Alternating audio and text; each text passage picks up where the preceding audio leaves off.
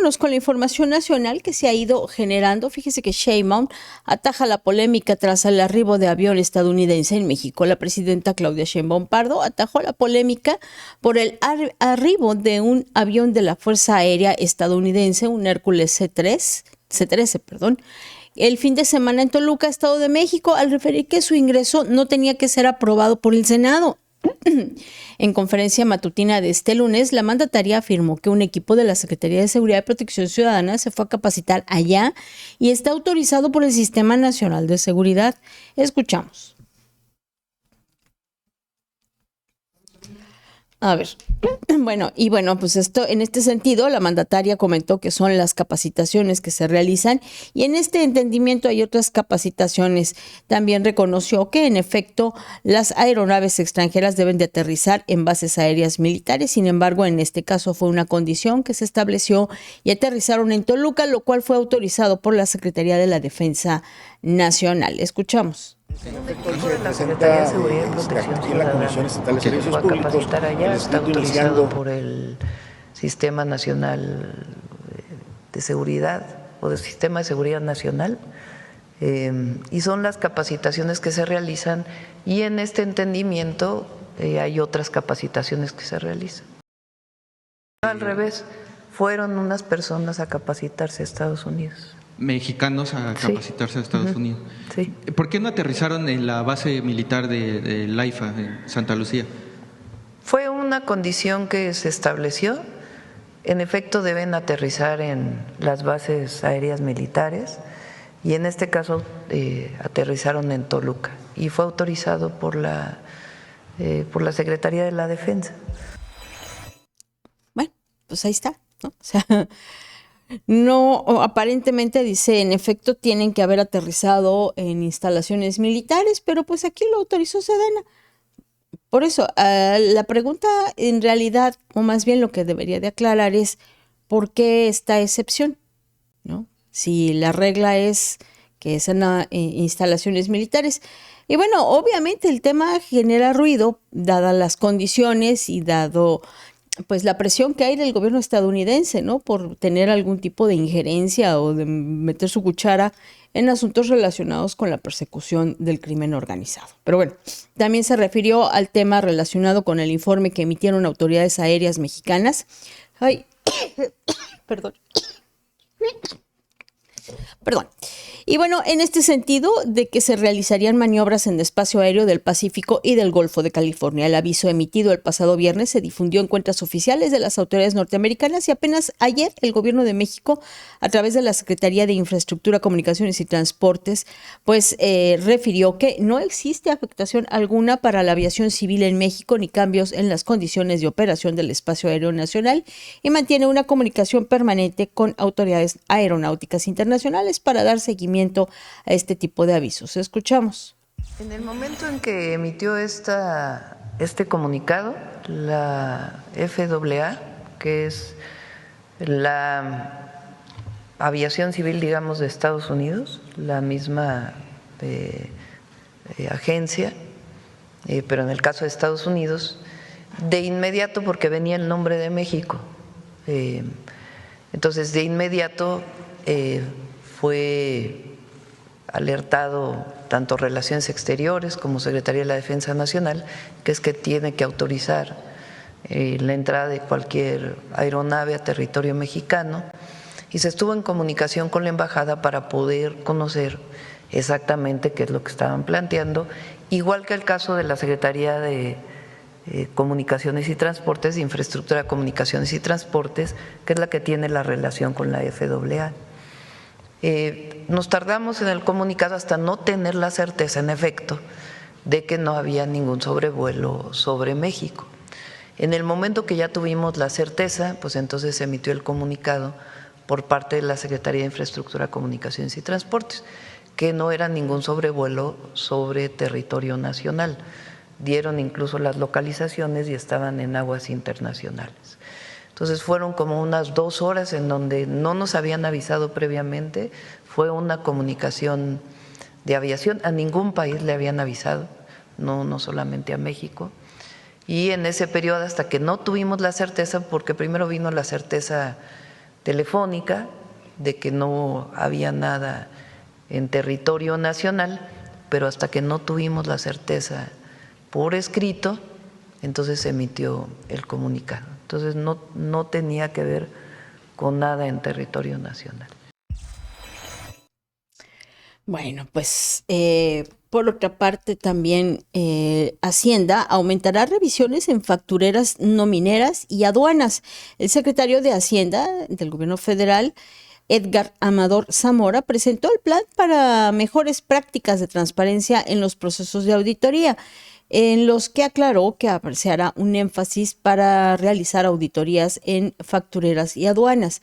Durante la conferencia matutina de este lunes afirmó que lo que se busca es hacer en el ejercicio fiscal 2026 es que antes de pensar en un esquema tributario debemos de tapar las fugas que tenemos en facturas o no mineras.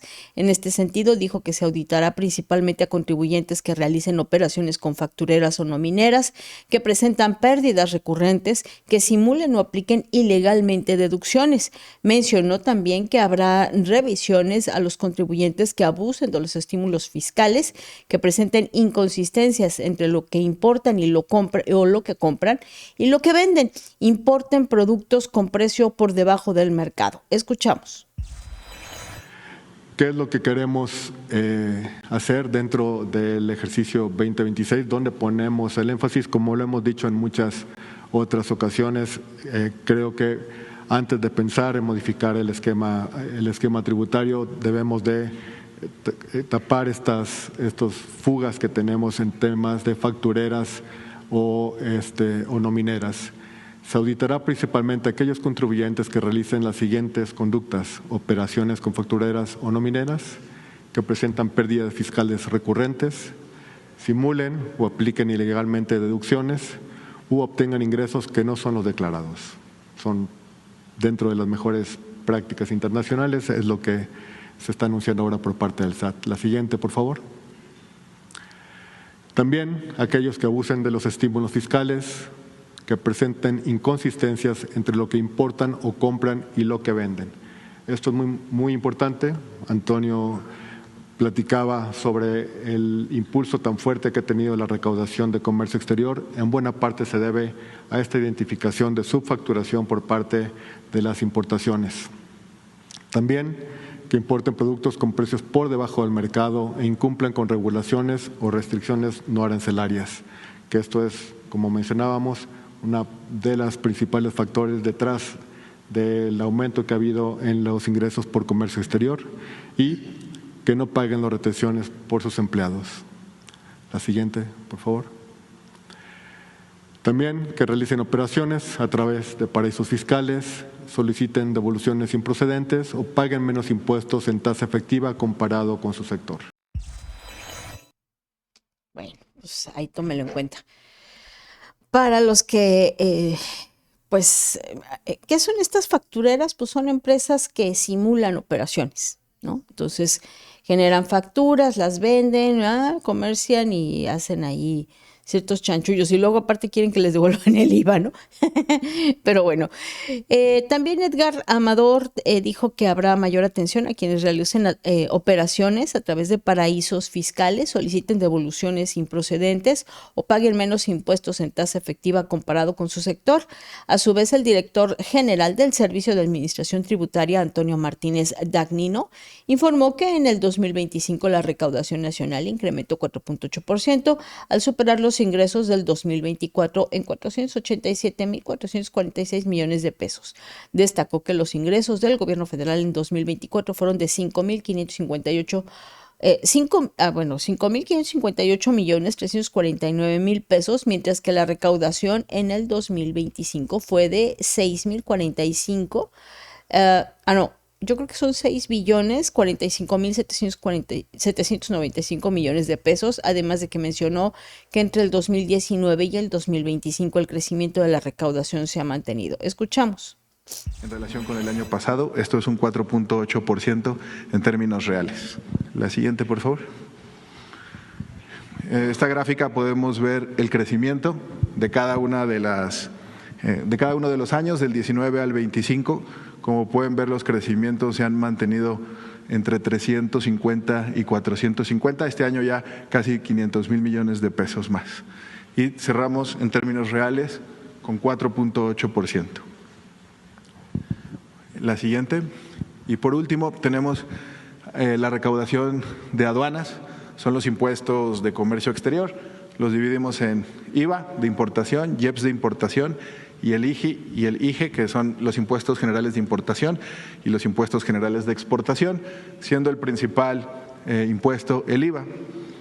De estos impuestos representan el 27% de los ingresos tributarios netos.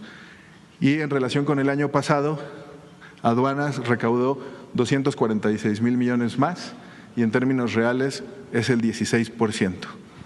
Esos son los datos que se tienen del 2025.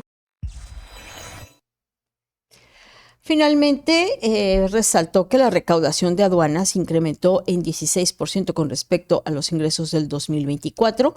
Y bueno, pues por otra parte, le comento que Salinas Pliego tiene esta semana para pagar 51,000 millones de pesos de impuestos. Poca cosa, ¿verdad? Y bueno, el empresario Ricardo Salinas Pliego debe liquidar un adeudo fiscal de 51,000 millones de pesos esta semana, informó el Servicio de Administración Tributaria. La presidenta Claudia Sheinbaum afirmó que espera que pague conforme a la ley y que de hacerlo podría solicitar ajustes. El SAT notificó formalmente el requerimiento y retrasos y podrían activar acciones legales según el Código Fiscal de la Federación. Salinas Pliego ha denunciado una persecución política ante la Comisión Interamericana de Derechos Humanos, pero el gobierno asegura que el cobro es estrictamente fiscal y legal.